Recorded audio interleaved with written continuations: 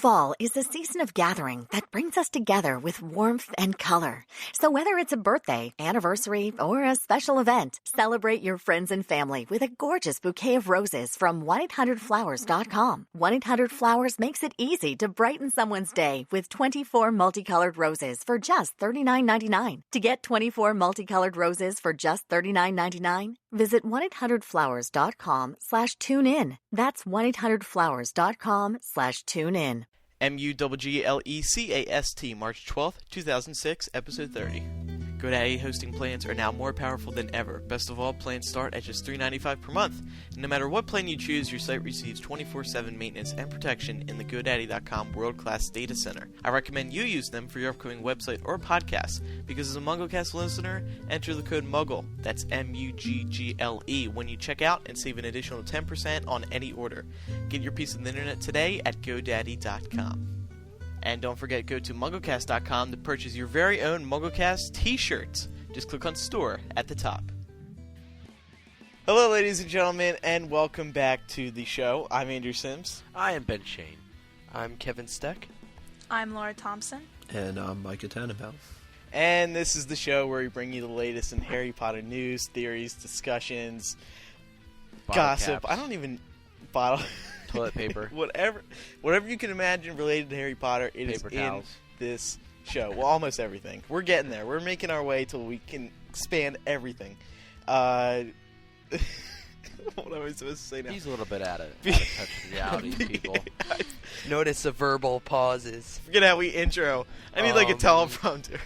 Before we go anywhere else, first let's check in with Micah Tan for the past week's top Harry Potter news stories. All right, Andrew, Warner Brothers announced Wednesday that in its first 24 hours of being on store shelves, the Goblet of Fire DVD sold nearly 5 million copies. On this impressive accomplishment, President of Warner Home Video, Ron Sanders, had this to say. We are extremely pleased with the out-of-the-gate success of the DVD release of Goblet of Fire. We knew fans really connected with this installment in the Harry Potter series, and that continued loyalty to the franchise has carried over to these phenomenal DVD sales figures. The DVD was released in Canada and the US on Tuesday. Feedback has been strong as Entertainment Weekly gave it a B+ rating and Ace Magazine gave it a very positive review. Speaking of Goblet of Fire, Warner Bros. Released its final episode of the Goblet of Fire podcast. They wrapped things up with a small interview with the cast and included another clip from the Goblet of Fire DVD. Forbes has published their annual list of the richest people in the world, and they have ranked J.K. Rowling at number 746 with an estimated net worth of $1 billion. A passage from the write-up said, Rowling sold 60 million books, referring to Half-Blood Prince, worldwide last year, bringing the tally to 310 million copies of Harry Potter books sold. The movie, referring to Goblet of Fire, pulled in 287 million in the US, the highest-grossing film in the series after the debut film, Harry Potter and the Sorcerer's Stone. In addition to writing Book 7, Jo took the time to do some major changes on her website. There are plenty of new puzzles to solve. All the secrets we've heard of that have been verified to work can now be found on our updated jkrowling.com info section. The interview J.K. Rowling did with TVR while visiting Romania earlier this year, along with coverage of the trip, was aired on TVR Thursday night in Romania, which was roughly 4 p.m. here on the East Coast. Keep checking back to MuggleNet.com as we try and get video of this event.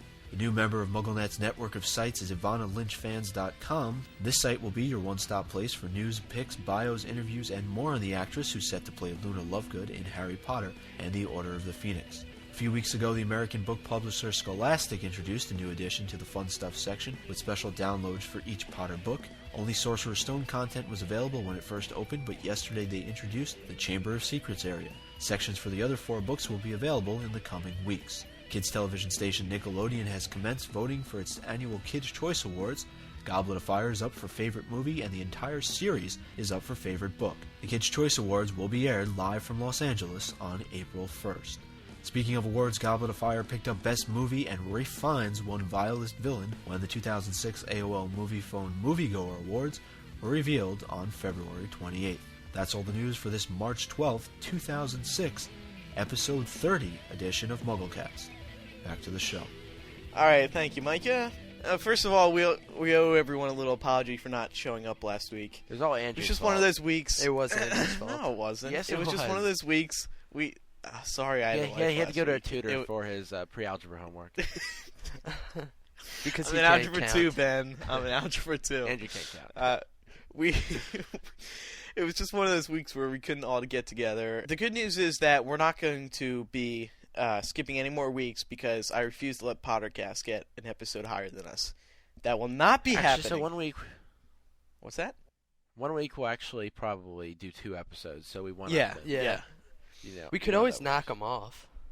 Knock them off what? We could crash one of their computers, make it... Oh, right. No, that'd be a good idea. I don't know, they started like 4 weeks after us, but somehow they're still... They're right on our tail now. And I'm pretty sure we only skipped 2 weeks. I'm not sure how that happened. But anyway, a little correction from last week. Micah, would you care to elaborate? Yep. Jump on the gun there yesterday. Yep, last week. I apologize. Anna Friel is British, not American. I read it on Leaky. Sorry. Good one. So, credit them with the mistake just as much. We're not perfect. And then also, to make up for not being around last week, we decided that it would be good to give you guys a sneak peek of what our plans are for the show, because it's been 30 episodes now. Congrats, guys, by the way, 30 episodes. Yay! It's impressive. Yay. It's been 30 shows, and it's been the same format. We've been doing the same thing week by week, and people enjoy it. People love it, But we want to add to it. So we have 4 or 5 new segments. They're going to be intermixed week by week. Some won't show up one week. Some will show up the other. I just want to go through them real quick. The original segments will still be on the show.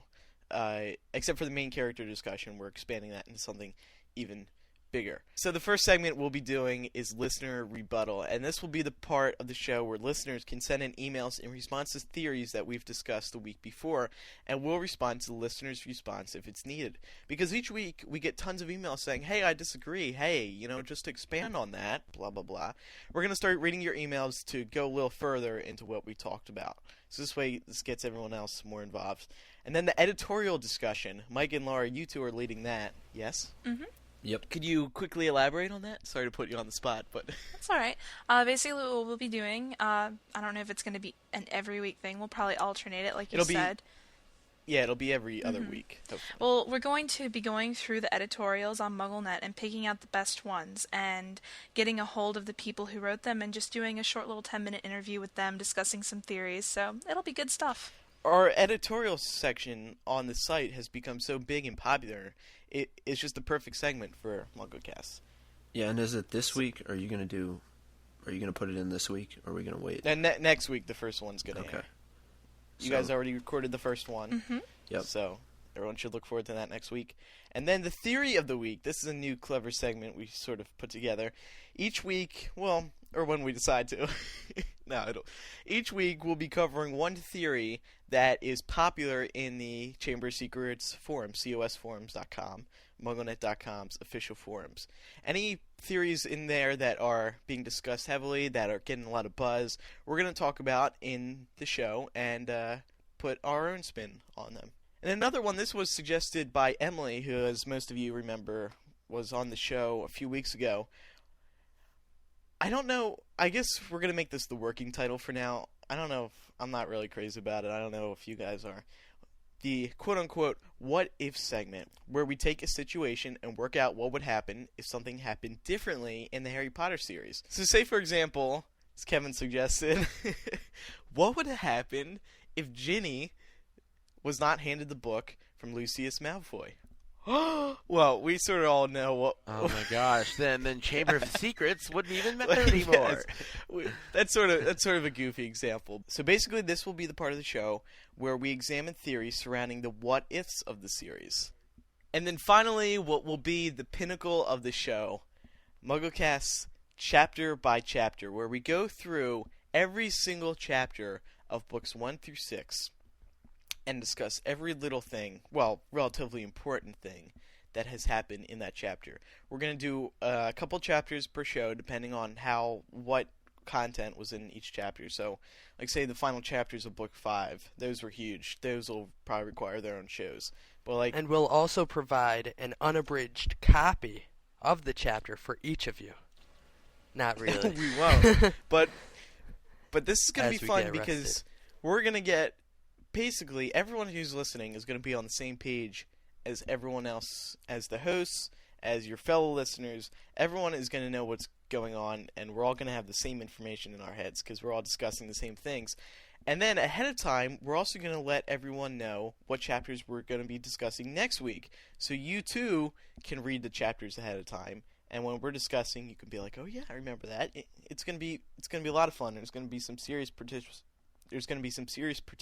going on.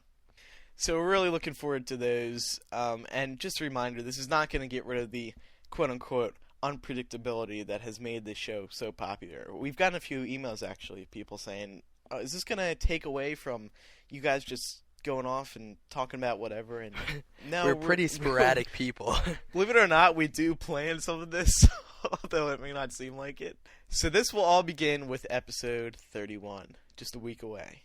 All right, now moving on to some discussion here. Unless you've been living under a rock, you know that the Goblet of Fire DVD was released in United States and Canada this week, much to the delight of fans across the United States and, hey, Canada. So, initial thoughts. See, Andrew, here's what happened. I was in a good mood, and then you had to go talking about the Goblet of Fire DVD. Oh, Ben. And you was downright bummed me Wait, out. why? What was the issue? I liked it. It was terrible. Why do you say that? Okay, so I go to Walmart. First I find the regular edition. I can't find the special edition. I make my way up front. Finally find it. I go to check it out, and this DVD is already cursed because my debit card doesn't even work to buy this DVD. When it's worked every time. That's because you have no money. So there's the first thing that went wrong. Oh, funny. Jeez, Kevin, that hurts. That hurts. And so I come home, and I finally start watching it. And since I've already seen the movie enough, I pop in the special features DVD. And it takes me 3 years just to find the actual interviews.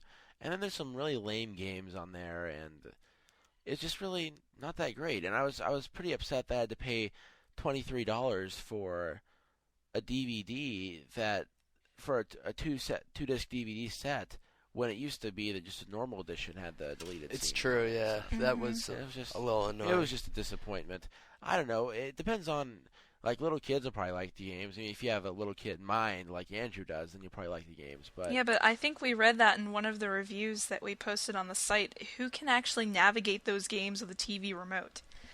DVD games never work out. They're just, They've had them on all horrible, the other yeah. Harry Potter DVDs, and they've all been really bad. So I don't really think So why would they try to put them in? fill up space? Because it's a marketing scheme. You look on the back of this cover, I guarantee you it's going to talk about the games. It does, but it doesn't call them games. It just says, what's his Dragon Challenge, Lake Challenge, and Maze Challenge. They're to appeal to younger kids. No. Now, what about the, did you like the... Well, hold on, wait a second. Did anyone else play the games? Because I haven't. I had no interest in it. I accidentally ended up clicking on one, but I didn't play it. Yeah. Yeah, it wasn't kept too yelling specific. Like Ben said, the interviews, they don't say interviews. They say Into Deep, the second task, which you get the idea, but... I actually didn't have a hard time navigating it. I found everything just fine. No, I don't... Well, Ben, what were you saying? It took you 3 years. See, there's Laura. There's Laura trying to make herself feel socially superior to me. No, it said something like discussion with the cast.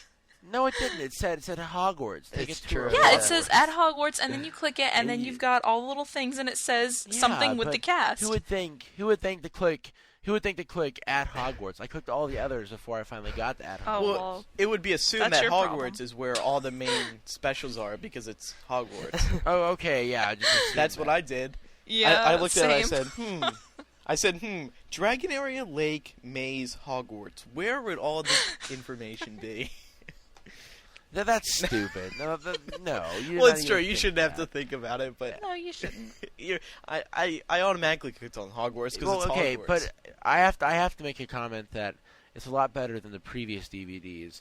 Well, especially the 2 and 3 were bad. Yeah, but that one- you had to. Oh, that was yeah, bad. but everyone complained about that. You had to win you had to get through the chambers and fight Voldemort or whatever. I don't remember if you had to fight Voldemort. You had to get past Fluffy, the three-headed gun. We actually Finally posted did a that. solution for that on MuggleNet because people were having so many problems with it. You had to go through this whole thing just to get to the deleted scene. And they weren't even that good.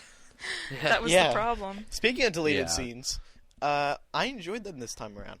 And I'm glad they put it all into one video, so you were forced to watch all of them. I didn't like that. I like being able to skip through, because some of the scenes are really crappy and they were cut for a reason. You still want to watch them all, don't you? Yeah, but you watch them all the first time, but after that, I mean, if you want to see a deleted scene, you go and click that deleted scene. I think it's just pure laziness not to make a menu for it and have a play all option. The one deleted scene that was especially interesting was the whole Yule Ball one, where the Weird Sisters are rocking out. Me and John from Leaky were talking about this earlier, and did everyone watch that? Yeah, I'm glad they left that out. I was too. I'm glad they left it out, but the intro was a much, much better. It didn't just cut to some random rock guys. I thought it was kind of lame. Playing out. Well, it's stretching out like 6 minutes was really lame. I mean, we're all glad that they cut that out. That would have taken away from the movie so much. Okay. Are we going to get into this theory about video editing and what transitions are the best, right, Andrew? Yes. No, I'm saying the intro was much better to the whole Weird Sisters thing. In the final cut, it just goes into some random rock concert. You're like, what the hell is this? There's no rocking at Hogwarts. It's all classical music. That's not true. That's not true. They had the band. At all. No. Didn't you watch the interview? From a movie standpoint. Where I he watched said the that interviews. it's not all classical music? I know, but if you only watch the movies and then all of a sudden this rock and roll music starts showing up, you can't tell me that fit into the movie. I think it did. I thought it was fine. I didn't see any It's a problems ball. with it. It's a dance for teenagers. Yeah. Do you think they're going to be but at Hogwarts, have you ever to... heard rock music? Have you ever heard all teenagers listening to classical music? I know. No, but really? You're wrong. Ever seen a teenager with a wand that can do magic? It's so that makes them all different. classical lovers? Okay, no, not true. No. Andrew, come on, dude. They've had to, throughout the entire series, it's a parallel to real life. Just because no real teenagers carry around magical wands. But that doesn't matter. What matters is that teenagers, they start to develop relationships with members of the opposite sex, like we saw in Goblet of Fire.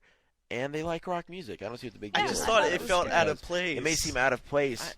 One thing that I really liked when I was watching the deleted scenes was the fact that as I watched them, there weren't any of them that specifically jumped out at me and said, this should have been in the movie. With all of the previous movies, there have been at least 2 or 3 scenes in the deleted scenes that I was like, why didn't you put that in? That would have just, 2-minute scene, it would have explained so much. But with this, it was like, these scenes, they weren't bad, but I don't think they would have added all that much. So I think that it goes to show that Mike Newell did a good job deciding what to cut and what not to. Yeah, and actually on the DVD, Dan Radcliffe said that when he was filming the movie, there'd be a time when he said, I didn't do very well in that scene. Oh, yeah. When he goes back and watched it, he saw that. Thank God they cut it. He saw that they'd actually deleted it, yeah. Speaking of that interview, what did you guys think of that interview? The main one? The interview with I think it was pretty cool. I thought it was good. I think that whole fan question thing Lizzo. was awkward. Yeah, that girl, P.S., that girl who was wearing the black shirt, curly hair. Here, let me get her name. She actually found out about that contest through MuggleNet, which is pretty cool. Yeah, I remember I had that. actually talked to her. Yeah, remember? I think you were one of the people who... Well, no, it might have been Calissa. But I talked to her on AIM, and she was all excited. You know what else was pretty lame? Disc 2, when you put it in, what do you get? Trailers for WB movies. I was going to say that. I skipped that. That's the first thing So I was going to dumb. say. Okay, why does it matter though, guys? Seriously, why can't you just press skip twice? You spend $7 more for the special edition, and you stick in the special edition disc, and you get advertisement. I mean, it's more understandable So? to play it at the beginning of the movie, not at the I special know. features disc. That doesn't make any sense. Just press the Why menu does it button. matter though? Who wants to Why does watch it that? matter? You buy this. You don't have spend to this watch extra it, though. money. It's a DVD. You don't have to watch it. The first complaint that I originally had with DVDs was that they didn't have previews, and that's where sometimes I say, "Oh, that's a good movie. I want to go see that movie." And so I actually like the preview sometimes. It wasn't like it was an ad for buy your Clorox bleach now, or George Foreman. So you actually watched them? You drive my You grill. actually watched them? Huh? You watched the trailers? I didn't watch them this time because I needed to start watching it so I could get ready for the show. But if I had more time, But Kevin made a good point. If you're paying an extra $7 to get this one disc, why are they going to put more trailers on it? I say throw it on the Makes first no sense. Why does it disc matter? and then Because have them skip through that. On the special features okay, disc, if you're Warner Brothers and you have the opportunity to make a few $100,000 just putting those two ads on there, and when it's not that big of an inconvenience. yeah, but why not put it on the first why not disc? do it? yeah. That's kind of how I feel, because there's this nice little button on your DVD remote that says menu. And it says skip.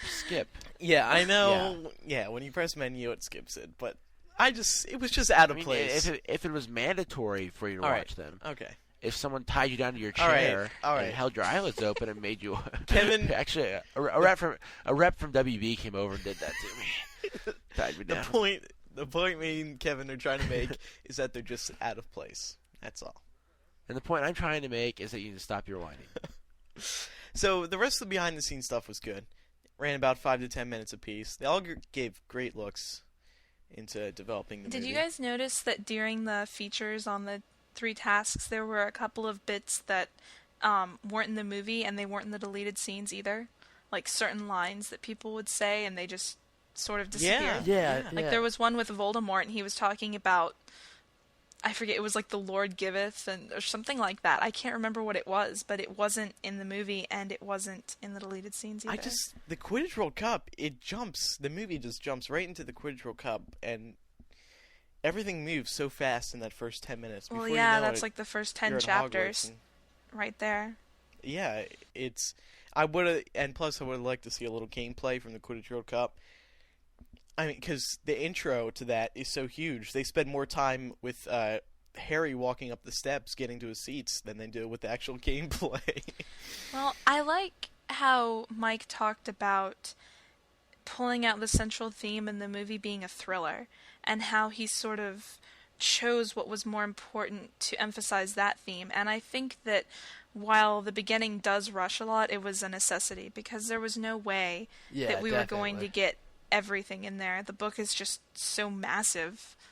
It's impossible. Unless you just expand it another 10 minutes, which, we could talk about that forever. Yeah, well, it's never going to happen. I mean...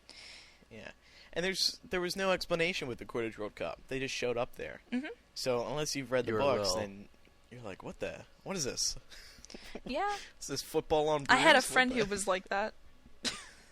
She was just sitting beside me, like, sort of staring at the screen, like, what is this? She was pretty confused. Hey, guess who I am? You have no business here. This room is for champions and friends. Who am I? Hint, I only said one line in the entire film. I think you're Fleur. Stanislav Ianevsky. I don't know. I think he should have had more than one line. Especially people were looking forward to seeing all these 3 champions. Yeah, but shine. according to Hermione, Victor is more of a physical being. Oh, right. I Yeah. just forgot. I sort of have this visual of them throwing that line in last minute to explain the fact that he says nothing in the movie. Yeah. Guys, he's not a talker. He just, he's touchy-feely. He's a strong and silent type. Oh, no, another thing about Fleur that I liked on the DVD was when they were doing the interview with her, she finally we finally got to see some personality behind Clement's Posey than what we've seen before, and I really like that because she's really attractive.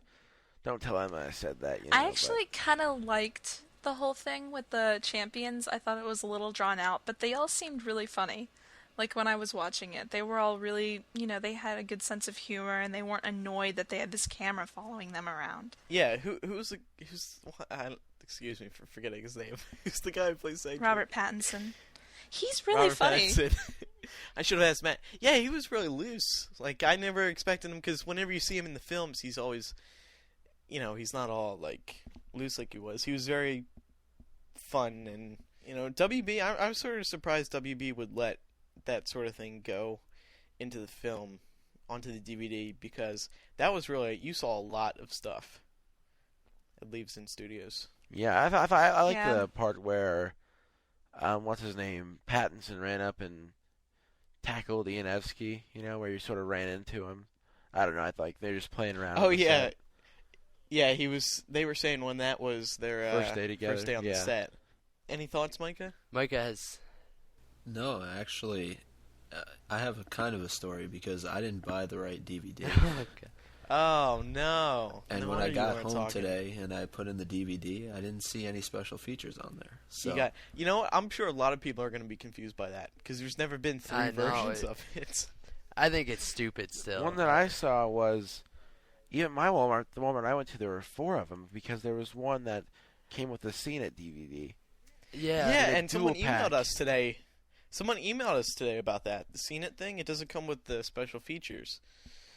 It's Oh just my the God. and the Scene It. It's a demo. No, well, here's the kicker. It's a demo version of Scene It. That Scenic It's game, not even I'm the real sorry, thing. is really lame. I've never played it. Yeah. I remember in that hotel at the premiere, Eric, like right after the Oh, premiere. yeah, he was. I think it was premiere night. Eric's like, "Let's play Scene It. Let's play Scene It." And we're all like, "No." Enough is enough. Overall, good DVD, right? Yeah, I was a Yeah, little it was disappointed alright. with the features, Yeah, but it's fair. It's more than what's been there. yeah, in the but see, the past. thing is that when people are rating DVDs now, they expect special features without purchasing anything else. Oh and yeah. It's on 3 or 4 years ago, that was unheard Exactly. of. All the special And features. on so. this DVD, if you buy the basic version, you get nothing. So I'm sure they're going to That's rate right. it a Michael 2 would out know. of 10. They're gonna rate it horribly because it's DVD wise, it's crappy. It doesn't include anything. I just don't understand why even give people that choice to you get would the think ones they'd without want them special to spend features. more money. Yeah. Yeah, do the special features only, and make $7 for every million more people that aren't doing the special features. But everyone does. Anyway. Yeah. Not to mention, And plus, there's every store I went into had the normal edition out front. You had to go and find the The- special yep. edition. It was Yeah. hidden. But anyway, so moving on to the main discussion of this week. This is kind of sad because this is our final main character discussion, where we go in depth on a specific Harry Potter character within the series. And we've done a lot. How many characters have we We've done? been doing it since like episode 11. Have we? That long? That's it? I thought think it was so. shorter than that. yeah, and I don't even think we did Harry Potter. I thought it was like since episode 7 or 9. No. No, it's not What did we that. talk about? Yeah, we didn't do Harry Potter. There's always room. We'll continue it. Well, he gets after our talked chapter about by when chapter. we do everyone else, so we don't need to do. Exactly. Yeah. He always gets in somehow. After chapter by chapter, which will take, oh god, at least 20 shows. Well, let's count up the More than 20 shows, let's more count like up 50. the chapters and Don't quote me on it. I think there's 160 chapters. Something like that. 160. Alright, so our main character discussion this week and the final one until episode 4000 is Professor Trelawney. A good way to end it off because she's not that huge of a character, but she's pretty yeah, important she in the is. series. She's done a little vital. Yeah, well, she's Only a little. It's not like Yeah. she has anything to do with anything important. Nothing. No. Don't be It's not lame, like Laura. she- Don't be lame. it's not like she created a prophecy or like, Okay, enough. spoke of one. Enough.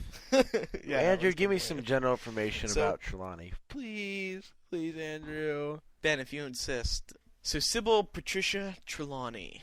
Extremely thin, wears large glasses that magnify her eyes, usually draped in a large number of spangled shawls, beads, chains, bangles. What the heck are bangles? And rings. She's a pure blood, and she's the great-great-granddaughter of the celebrated seer, Cassandra Trelawney, who one of the questions that we have ready is related to. Right, Micah? Yep. Care to start us off? Sure. So the Sibyls in Roman mythology were a group of seers, and what some people have done with this is in particular in the Aeneid, there's a Sibyl who meets Aeneas before he goes to his journey in the underworld, and she's responsible for guiding him through the underworld to meet his father. And a lot of people have said, well, can something similar happen with Harry? in the final book, can Trelawney sort of guide him? Maybe not necessarily, talking about going through the veil or anything like that, but is she going to be responsible for guiding him on his journey in Book 7? I hope not. I don't think so. She's a pretty dull character in my I think that, book. okay, even though J.K. Rowling uses a lot of references to mythology and all of that, I don't think that she'd choose a mythological ending necessarily, though. Yeah, same here. Because I don't see she that uses happening. things, she gets ideas and borrows ideas from it, but I don't think she'd actually wind up using the conclusion from one of those stories. Yeah. And if you think about it, she's already sort of filled that purpose because she's not directly leading Harry through the series, but she's sort of provided the Catalyst. Yeah. Thank you, Kevin. Yeah, I agree with Ben. I think it's just used because of the name itself has some connection to prophesizing and things like that. So I don't think to go any deeper would probably be the wrong way to go, especially since Trelawney is such a whacked out character. Yeah. That, and I think people kind of blow it out of proportion because there's so many people who are into mythology who read these books because they're really into the whole literary analyzation and all that. I just think people take it a little too far. I agree with that because I like mythology, but I'm not going to sit here and say that, the entire Harry Potter series is determined by what happened with their mythological equals, Mm-hmm. I think it would be very disappointing. Yeah, it's like if you want to know what happens to Harry at the end, just read the Odyssey. Yeah, exactly. Yeah. Go read the Odyssey. Not to mention, mythology tends to relate to everything. Because that's the whole point of mythology. It was, mythology used to be considered a religion. Whatever was myth, or is myth now, was a religion then, And it was a code of ethics, and it had to relate to something, so you would assume it would relate to daily life. So we've seen her throughout the series make 2 prophecies, but she doesn't seem to be able to be good any other time. So is she a real seer, or does she just predict things when she's not trying to? Well, she's obviously a real seer. She's just Agreed.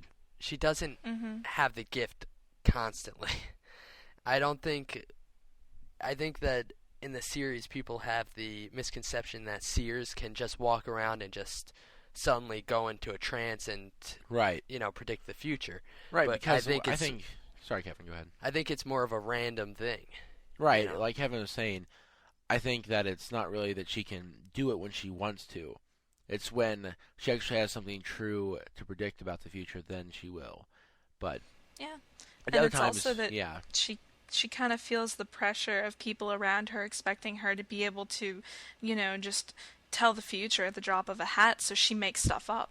And not to mention, the one of the main prophecies she created is secret. So no one knows about. Maybe some people know, but not the general public. The general public doesn't know that she actually created the prophecy that, dictates how Harry is going to defeat Voldemort or Voldemort defeat Harry. Right. Well, she doesn't even know that she created Exactly. the prophecy. So it's sort of like, it's sort of somewhat sad because she's trying to live up to her, relative's name, and she already has without realizing it. So this is actually something we haven't talked about very much on the show, but it's obviously the whole kind of, backbone of the series, the prophecy.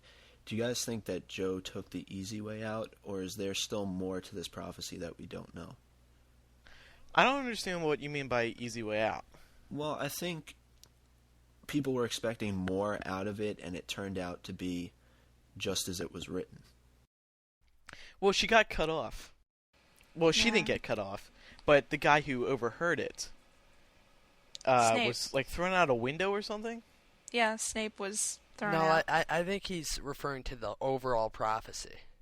The one that Dumbledore showed Harry. Oh, which one? Is that it, Micah? Yeah. Yes, because people were expecting that. The wording of the prophecy seemed as though it could be taken multiple ways, and people are I'm assuming Micah is referring to the fact that J.K. Rowling probably, it hasn't truly been confirmed yet, probably took, she went with the base meaning of the prophecy, the one that was the obvious choice of meanings and not the alternate choice, if you know what I mean. Well, that's sort of like the whole... Well, that's not really But at the same time, I mean, we haven't had confirmation that she has. So, I mean, people may think that she took the easy way out, as they call it, but we don't have any confirmation of that. I just really don't get why people are calling it the easy way out. I know, she created the prophecy. A pretty straightforward thing, and it was about time that we figured out what Harry needed to do. It would have... I think it would have been a little late to introduce that in the 6th book. So maybe people were expecting a little more since she did it in the 5th book, but... Yeah, I mean, I thought it was fine. Well, Micah, didn't you just say that it was open so that people could take it different ways? Yeah, that's what I was going to say, is that I think maybe that's the creative part of it, that it's open to interpretation, and the whole reason Go ahead. That's Joe's style, isn't it?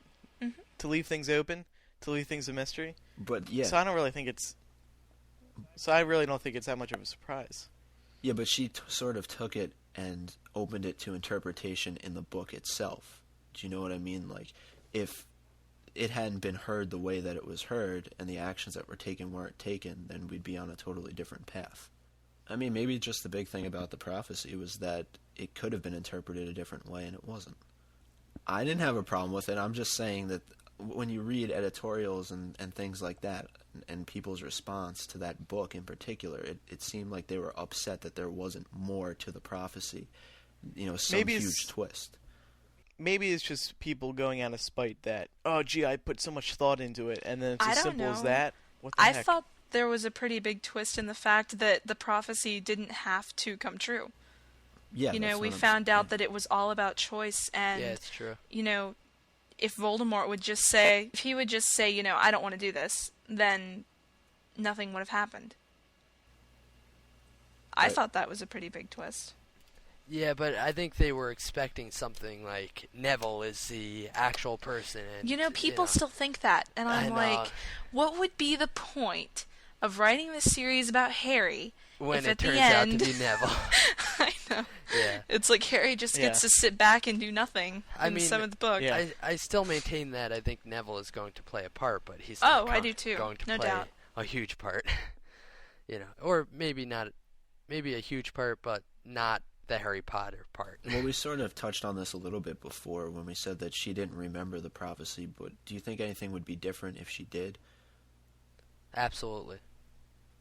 What do you think would be different? Because what would happen is she'd be captured by Voldemort, and Voldemort would try to extract the memory from her. Well, I think that's one of the reasons why. I think that even though she doesn't remember it, she still has some of it in her mind, and I think that's why Dumbledore keeps her there and protects her. But I think it would be different in the sense that she wouldn't, maybe not the book be different, but maybe the character itself would be significantly different in the sense that she doesn't have to prove herself. You know what I mean? And she'd also be aware of what she's responsible for. Exactly. So she is at risk, and that's why she's at Hogwarts. I don't think any of us disagree with that. Right. No, I think that makes perfect sense. Okay, so going back to the prophecy for a minute, the whole mystery that sort of exists surrounding the night at the Hog's Head. We know that Trelawney said it was a cheap place for her to stay, and let's not go into that. But why does Dumbledore use the Hog's Head for the interview? I don't know if there's really a reason behind it. Is it because we think his brother is the bartender? Well, wouldn't it be just because Trelawney's already there in the first place? Yeah. Yeah, and too. It's just to her convenience that she's already there. I mean, in another sense, if you're all in depth, you can think, well, maybe Dumbledore was there, so it wasn't it was just an average, typical location. It wouldn't have been out of place, or nobody would have thought anything of it. Well, we also know that the Hog's Head is kind of a shady place now, but maybe it wasn't then. Maybe it was an okay place to go. Obviously, if Dumbledore turned up in there now, people might kind of turn their heads, but... Well, especially because he's supposed to be dead, but... Well, you know what I mean. I knew that was coming. Okay. No. Heads would definitely turn. No, but say it was like the Three Broomsticks then, no one would think, anything of him showing up there. Right. And now, are we sure that Dumbledore chose the location? No, I mean... We don't know. She's a pretty strange person. Yeah, she was staying there. That was the whole point of it. So... And it's not like Dumbledore... He didn't know that the prophecy was coming. He was just interviewing her for the job. Exactly, yeah. Mm-hmm. If he had known that, I think he would have brought her to a little more secure location. Yeah. Throughout the series, it seems like the whole idea of divination and prophecy just isn't a respected subject. And, what is she saying, Jo in particular, about this subject? I mean, Hermione doesn't like it. She's smart. McGonagall doesn't like it. She's smart. Why does the subject just get absolutely no credibility whatsoever? I don't think it gets credibility from the more logical characters. And because it's such an unpredictable branch of magic, like McGonagall has said, where it's, that you're predicting the future, and it's, it's sort of like, hate to draw the comparison, sort of like art class in high school and choir in high school. Oh no! Where no! I mean, a lot of people take it, but it's not. You don't really. It's hard to find someone who's really actually gifted at it. Oh, that's not true. If you're taking that class, that means you're into it, especially in high school. I disagree. Some kids that get shoved into depends. that We had class. no choice. Yeah, I got stuck in art for 3 years. Oh, okay. Sometimes it's my the better school's of not the two required. evils. I was thinking it wasn't required. I thought it was just an elective. Well, I think there's a lot to be said for the fact that it's very unpredictable, and despite what Hermione says, I'm sure that there's some resentment there that there is a subject she can't do. I think it's sneezed upon in Hogwarts because it's taught by Trelawney, and she's always making these false predictions. Yeah. So everyone's like, "What a joke! This class is a joke." And Hermione dropped out of it, so obviously she's ticked off by the teacher, and she probably doesn't like the class. Now, I don't really think it's because she couldn't do it. I think it's because she couldn't. Wasn't it because she couldn't stand the teacher? I thought that was like I think. Well, I she think didn't like her, but at the same time, Hermione could never have any type of vision in the crystal balls or anything. Yeah, but it always. But if you notice, it's not so much that she couldn't see things; it's because she didn't believe in it. So she was sort of stopped. Right. And at the herself. same time, Trelawney would sit there and tell her, you're not gifted at this subject, basically insulting her. And yeah, it's probably true to an extent, and I think that kind of hit home for her.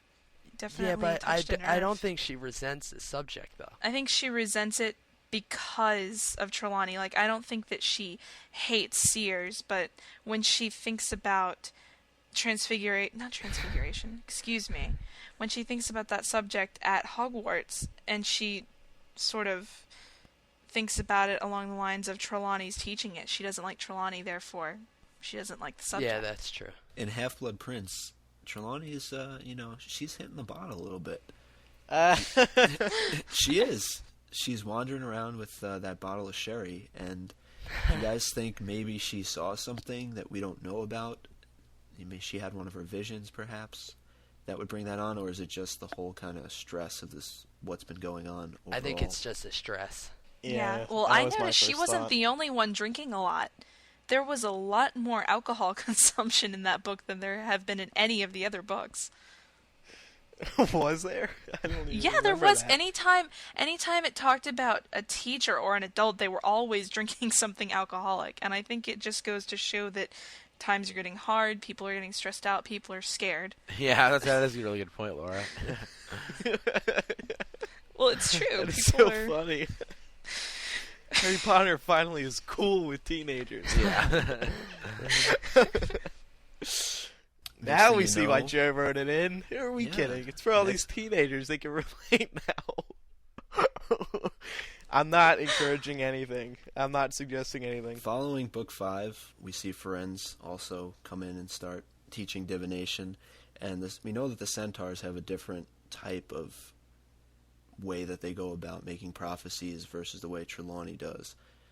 what do you guys think? Which is one of them more accurate than the other? Well, certainly Firenze would be, because he's a centaur, and they're gifted with that. And he's probably more accurate more of the time than Trelawney is. Trelawney's she's a bit shaky, Every once in a while she'll pop up with an actual prophecy, but Firenze, he's not telling us as much as he knows, of course. But I think he knows quite a bit. More than Trelawney, at least. Anyone disagree? No, I don't disagree at all. In fact, I think that's kind of a disadvantage that the characters have, that the centaurs won't tell them. Mars is awful bright tonight. We kind of debunked the whole idea of Trelawney helping Harry out in Book 7. Is she going to play any role, or is she done now? So wouldn't she make for a good character to be killed off by you? Well, she might, but I personally am not going to cry if she I dies. know. Well, yeah. I don't know. I just picture this mass murder happening in Book 7. Well, I think it's definitely Like, true Voldemort that has she a needs hit protection. list. Yeah. That's why Dumbledore didn't want her to leave Hogwarts whenever Umbridge was trying to kick her out. We Well, we're have pretty to sure- stop talking about Book 7. It just gets me so depressed. Why? Because it's the end? Because it's almost over. I don't know how It's you gonna people suck. can think that when it's over a year away still. Yeah, I know. But that's just... Do you I'm know? looking Okay, forward to come it. on. God It's only knows coming what's up gonna on be a year happening. since Half-Blood Prince came out. I mean, time just flies. It's so sad. We're going to have to plan something for that, too. Rumor has it Joe's going to be inviting everyone to her house for this big Awesome. fiesta party. Nice. Awesome. I don't know if that's true or not. I think Andrew just... Yeah, we're gonna podcast from her living room. Yeah. Could you imagine Eric in the presence of J.K. Rowling? Oh, jeez. I can't. I don't think he'd be able to talk. He would put on such an act. No, he would put on such an He would act. see her and then just drop to the floor. And just... That's what I would do. I would faint. It's really sad. All right. So, wrapping it up, Emma Thompson as Professor Trelawney. What do you guys think of her? so far? Actually, I coincidentally, think she's pretty good. she was on David Letterman the other night. But regardless of that, Rerun, or it was a rerun, yeah. But what was she promoting? I don't know, but she looked a lot different than what I saw in the movie. It was really weird. Of course. I hear I Ray wonder Fiennes looks why. nothing like he does in the movie. He actually has a nose. Yeah, and hair.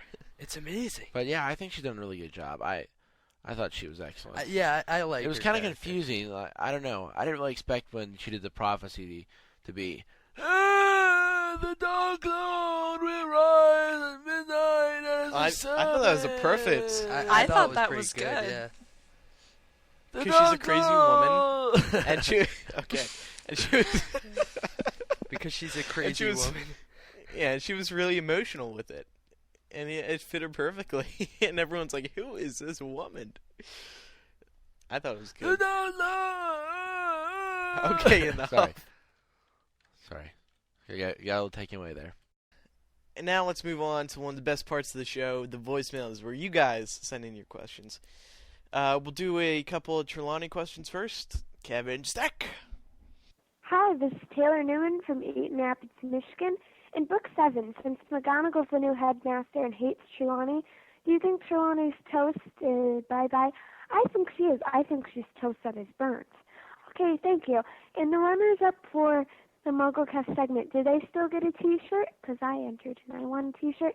And I want to have clothes when the world ends because I don't really have the money to buy them from you. But I will soon. Love your show. Bye.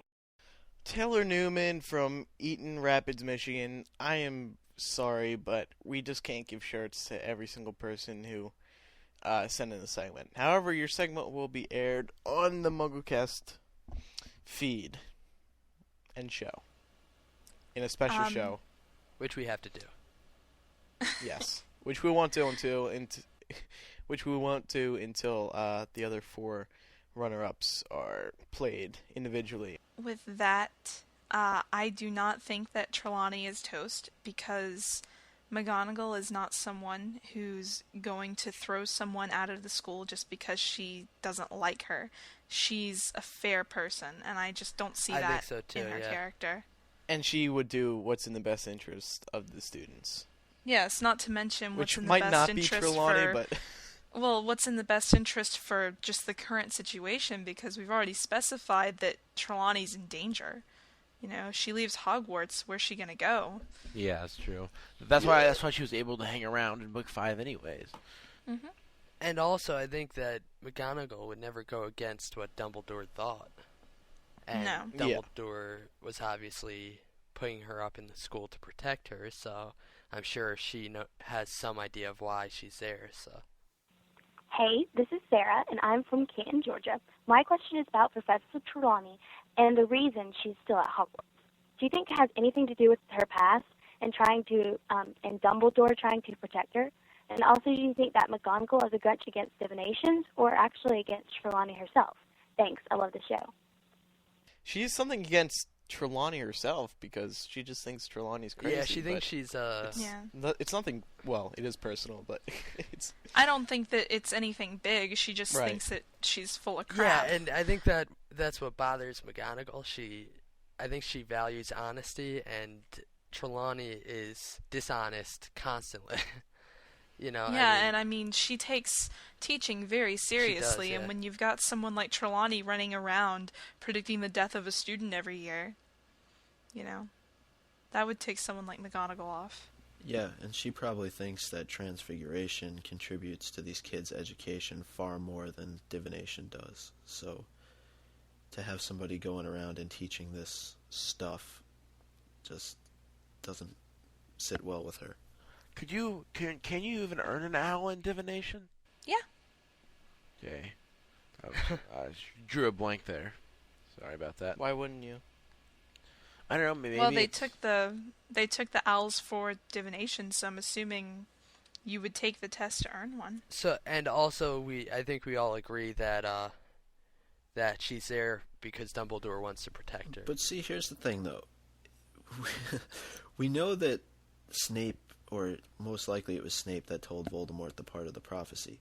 But do we know that Snape told him, or who it was, though, that gave the prophecy? Do we even know if Snape knows who gave the prophecy? I mean, That's who what I'm knows if saying. he even remembers what she looks like or anything like that?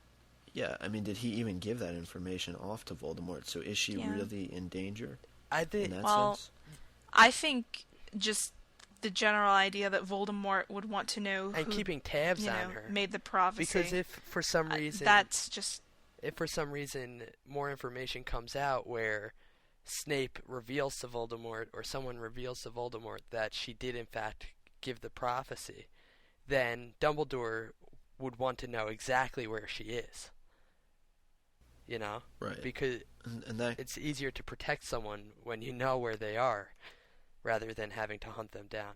Not to mention she is a true seer, so she does, fit the part. well, I mean, could that be a reason why Dumbledore trusts Snape? Because even though Snape gave up on the prophecy, he didn't give up who the person was who It's was possible, responsible for but giving it. we don't have any information that tells us. I would think that as a Death Eater, if he was a Death Eater at the time, he would give all the information. I don't see Snape withholding information from Voldemort as a Death Eater. No, I think he Spilled his probably told beans. him everything Yep. he knew. Just my opinion, though. I mean, Hey guys, this is Erica from Las Vegas. Just want to say I love your show. You guys are awesome. I have a quick question. I noticed that Trelawney was episode 30 discussion. I was just wondering, what house do you guys think she was in when she went to Hogwarts? I've been trying to think about it, and I can't find any other traits that we know of that would place her in any particular house.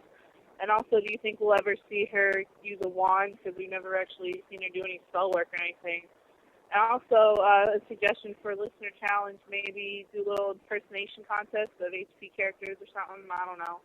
Not to try to copy off of the Pottercast, but I just think that'd be pretty funny, or maybe get some folks going. And please do another Leaky Mug. I miss those. Thanks, and hopefully I'll see you guys at Lumos. Bye. I think it's really hard to place her, but if I had to go with my first inclination, I would say Ravenclaw. I would too. Same. Yep. Agreed. I don't know why. She just seems like a Ravenclaw. I don't think she's stupid. I think she's probably fairly intelligent. She's just probably, she is very disconnected from the real world, and you see a lot of intelligent people are disconnected from the real world. So, like, Take Ben Shane Luna. for example. Yeah, Ouch. that's exactly what I was Hey, going he's to say. intelligent. Oh, didn't someone draw a connection between if you're in Ravenclaw and Hufflepuff, you're not like popular or anything? No, what they I said. think I heard Popular. that on podcast. To be honest with Yeah, you, I think they said. What did they say? They said, who's they? I can't remember. Well, Cho's popular. Cedric's popular. I can't. I don't know. I thought I heard someone say that, and they like made a good point of it, but Luna's I can't clearly remember popular. what it was. No, I think they were saying that typically. They just don't fit in. No, Was they that don't. it? It's not that they don't fit in. It's that they don't come to the foreground very often. They have They just sort of exactly. hang around in the back. They're But I mean, that's real. Well, Isn't yeah, that how but- Joe made them? Because I yeah, mean, like, well, because the main conflict is between the Gryffindors exactly. and the Slytherins. But well, not only that, but that could also be disproved because we've also seen Cedric and Luna out of different houses. yeah, I think the point they made was that they can have very good abilities, but they never really show the abilities the way Slytherins or Gryffindors do. Exactly. So they're modest. Unlike Slytherin. I don't know. I don't think that's necessarily true. I mean, look at that Zacharias Smith. Yeah, I know. There's exceptions to it, but in general. All right, so now let's move over to some general voicemail questions. Hi, this is Nolan from Savannah, Georgia. The general agreement is that Harry must destroy all the Horcruxes and then go after Voldemort. But why is that? After all, the last time Voldemort was beaten, it took him 13 years to get his body back. Why doesn't Harry beat Voldemort first and then destroy the Horcruxes at his leisure without the Dark Lord breathing down his neck? Thanks, love your show. Okay, well, there's like a big flaw with that idea, is that, to my knowledge, after he would kill Voldemort, wouldn't he become one of the Horcruxes? Isn't that right? I think the Horcruxes link him. It would be anticlimactic. No, for one, I think that, yes, it would be anticlimactic. But I think that the way I understand it, the Horcruxes, so long as a piece of your soul exists after you die, like at the point when you die, it holds you to living, if that makes sense. And I think that the way she wrote it, it would make it so that if he killed Voldemort and then destroyed the Horcruxes, or Horcrux, Voldemort would still be bound to the earth until he was destroyed again. At least the way I understand it. Would you agree? I think so, yeah. I think I see what you're saying. And I think that's, not to mention, it would be pretty crappy for the book. So. Yeah, imagine reading book 7 and having Harry kill Voldemort at the beginning. Yeah. it Yeah. would sort That would be of- pretty yeah. lame. Well, do we Opening even know? page. Do we even know that Harry could kill Voldemort without going after all the other Horcruxes? I mean, the first time it happened, it was kind of just, it was ancient magic that destroyed him. It was kind of just an accident, really. No, it wasn't ancient magic. It was the Vada Kedavra charm, or spell. It was an ancient magic that deflected it back to him, that protected Harry. I don't know, it just seems that that's the way the books have been set up, that he's going to have to destroy these things before he gets to Voldemort. Because, like you were saying before, he can just travel from place to place to place. I don't know, maybe it just makes more sense to go for the Horcruxes first and then go after Voldemort. I think in general it just weakens him probably as an individual, even mentally, for Harry to go up and say, you know, you really have nothing else to turn to. Once I kill you, you're going to be dead, and that's going to be it. I think so too. I think it's going to be one of the main reasons why Harry is going to be able to defeat Voldemort, is because Voldemort he's a very focused individual, and I think this will be enough to throw him off balance. And I think it's going to come down to that throwing off balance that's going to make it so Harry can defeat him. Hi, I'm Marshall from New York, and I was just wondering, if Harry manages to kill Voldemort, wouldn't he just come back as a ghost because he fears death, and the people who return as ghosts are people who fear death? I don't think people who fear death necessarily come back as ghosts. Well, I don't think he'll come back as a ghost simply because of the fact that he split his soul into so many pieces. True. I think a requirement for coming back as a ghost is that your soul is He's going whole. to be coming back as, 13 ghosts? Well, isn't what nearly had Nick said was that something has to they have to they have to leave something on Earth. Like, they're not ready to move on yet. It's not necessarily that they fear death. It's more of, I have unfinished business here. Well, I think Voldemort would be a candidate for that. I mean, his unfinished business is taking over the world. Oh yeah, so could Voldemort become a ghost and then rally Death Eaters around him, even though he couldn't actually do anything It could himself? be Harry Potter, the sequel. I don't think so. I have a feeling that you can't have your soul be fragmented I agree with and Laura. come back as a ghost. I don't see. I think it's sort of you're damaging yourself. But don't a lot of people think that the final battle is going to take place somewhere in the Ministry of Magic near the Veil? So if he goes through the Veil, can he even come back if he wanted to as a ghost? Well, it depends on whether he's truly dead or not. Right, guys? It's true. Well, if you fall through the veil, you die. Yeah. Sirius is dead as dead. Yeah, but Dumbledore's not, right, guys? Dumbledore isn't, right, Andrew? No, he's still kicking somewhere. Yeah, Dumbledore is not dead.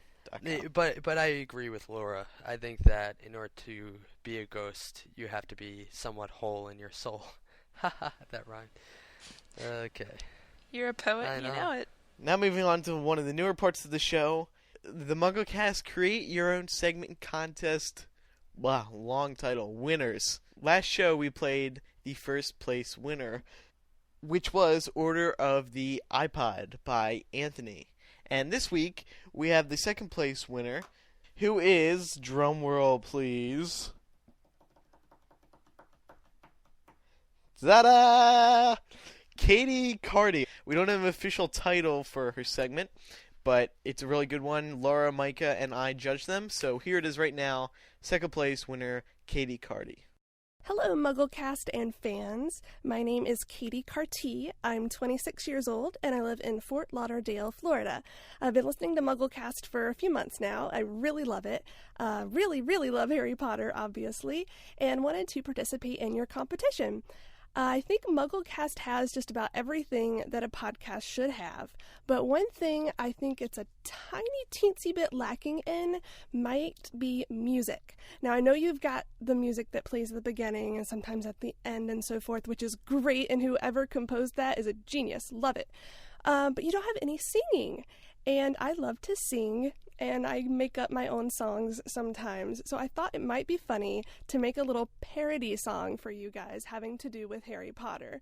I was inspired by a man named Steve Goody, who made several Harry Potter parodies that are hilarious that you can find online, and thought I would just kind of do a little tribute to him and to all the Harry Potter fans and make my own. Hopefully you'll enjoy it.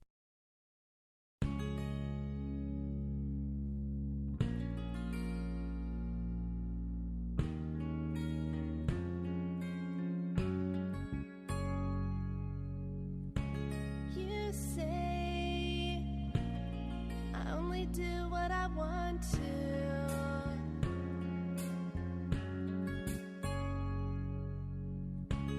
You say I break rules all the time, so I've always known what I had was special. Always knew I didn't quite belong. And now that I've left those muggles, I realize that they treated me wrong. I don't miss them.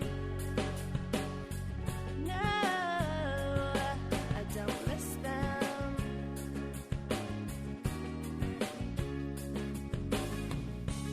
You say to. I don't listen hard to all the precautions that are given by Professor Dumbledore every year. Stop berating me, I don't really care. I'm sick of hearing negative. No, no, bad. So I put on my dad's old invisibility cloak and I walked out through the school.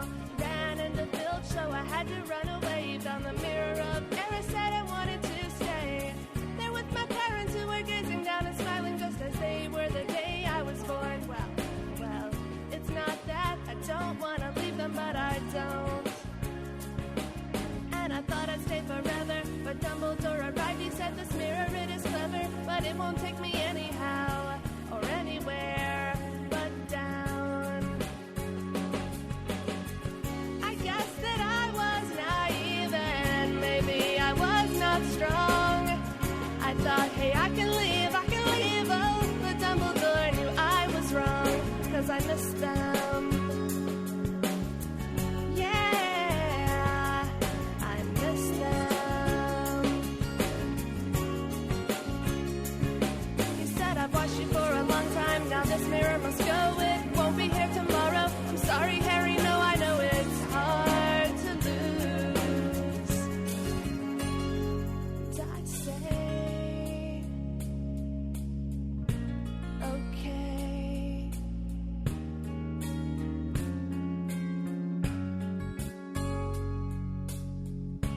Do you say I only do what I want to?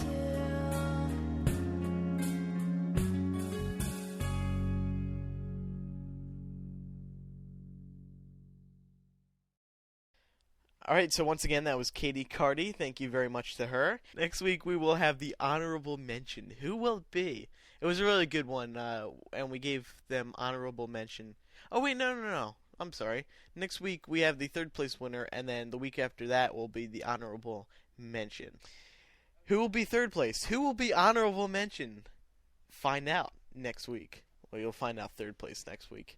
And then, by the way, guys, we've gotten so much feedback all about last week's winning segment, Order the iPod by Anthony, like I mentioned earlier, that he and his friend Mike, who was the voice of Harry, are up for creating more of these segments. So I said, hey, that'd be cool. Do one maybe once a month or so. So he's going to do them once a month. They're going to be interviews with the characters. And those two are really funny, so... Yeah. I never told you guys. I kept it a secret. So, we'll look forward to that. That's just going to be an extra little thing. A lot of fun. Bring some extra humor to the show. So much stuff that you reveal on the show is stuff that we don't know until we're recording. I forget. Because listen, lot. we never talk to each other during the week. All I do is say, hey, when do you want to record? He's always I know, nagging these people us. are really disillusioned if they think that we sit there and talk to each other. Speaking now of that which, I'm revealing stuff that I never tell you. Did you guys see that list that's going around with our AIM names on it? Yes. What? It doesn't bother. It doesn't bother me though because let me get... everyone knows them anyway, and I have everyone blocked unless you're on my buddy I've list. never given mine out. How the hell did they find it? It's the your, chat room. yeah, it's your... Laura's getting a little. Oh, is it the yeah, public it's your one? public one. Oh, okay, I was about private to be one like, on oh there. man. So that just about wraps up the show for this week. This show marks the end of MuggleCast Revision A. Starting with episode 31, we begin a new era in MuggleCasting. And it's not going to be completely different. We're still going to have the same stuff. We're still going to be just as awesome, hilarious, and coolest people alive-ish. I'm glad you added the ish. So, I'm going to start and end the segment this week. It's called the MuggleCast Heartwarming Email of the Week. This comes from Christina Branco, 15 of Portugal. Subject, thank you MuggleCast. By the way, guys, it's an uppercase C, not a lowercase c. People these days. My name's Christina, 15 years old, and from Portugal. Last Friday, I had a major accident on a go-kart that could have put me on a wheelchair, but thankfully, I'm getting a lot better and can walk for a little at a time now, with some pain, obviously. The reason I'm emailing you guys is to thank you for your company during my 4 days at the hospital. I had nothing to do, laying on a bed for hours and hours, but I had loads of MuggleCasts that I hadn't listened to because of all the schoolwork on my iPod. So I listened, agreed or disagreed at your theories, laughed at your jokes, forgot about my pains and worries for a while. I sincerely wish all the best for you guys and keep up the fabulous work. Isn't that nice? Aw, well, we wish you the best. Hope you get better soon. Yeah, it's always great to hear the stories of how I hate to be like, we save people, just to keep people entertained when they're in like Dr. low Phil. points. Cause oh my God, no. People are always saying, "Oh, thanks, you guys make my week with these shows." It just makes us feel good that we're influencing your life. So everyone, that does wrap up the show for this week. I'm Andrew Sims. I am Ben Shane. I'm Kevin Steck. I'm Laura Thompson. And I'm Micah Tannenbaum. We'll see everyone next week for episode 31.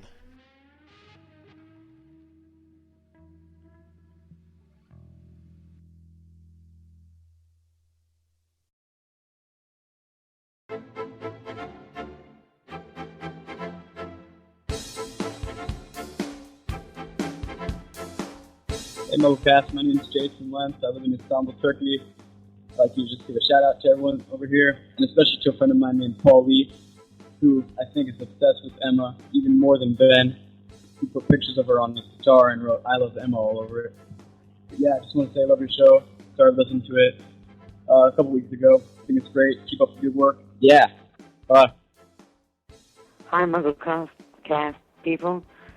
This is Brock from Australia. I actually got through on the 1, 2, and 820 magic line. I'm so excited. It took me so long. I had to call international calls, and you guys know the story. But it's so awesome. Go MuggleCast! Yay! I'll leave you now. Bye-bye. Hi, my name is Kevin. I'm from Hawaii, and I'm 6 years old. Just to tell you, I love your podcast. My favorite caster is Kevin, because my name's Kevin too. I love Harry Potter. I'll talk to you later. Bye. Hi guys, this is Danielle from California, and I just wanted to say, Ben, I found out from the Leaky Mug Mini that you like the show, The OC, and I'm sorry, but that's the dumbest show ever. And I live in Orange County, and it's nothing like that. I mean, I live 10 minutes from the beach, but that's probably the only thing that's the same. It's filmed in Malibu and, like, Canada, my friend told me, so it is nothing like what it is here. And, yeah, I just want to say, don't watch it, please. Okay, bye. Hello, my name is Ibrahim Masdullah. I'm calling from Milton, Ontario. I just like your shows, and I love Harry Potter. I'd be really nice if you just got my call on your next Harry Potter, on your next MuggleCast. Thank you, and bye-bye. Hi, this is Josie and Grace from London, England, and Grace is 3 years old, and I think she's your youngest listener, so this is what she got to say. Hello, I'm called Grace, and I'm Faith, and I am MuggleCast. Yay! I have to keep those on.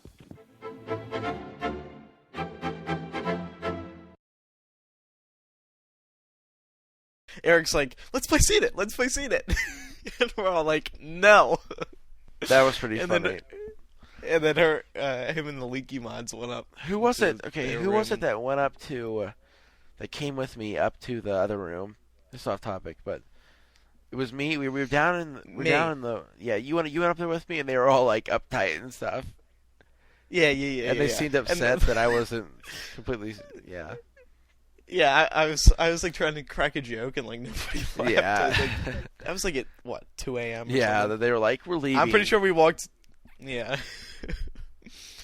Good times.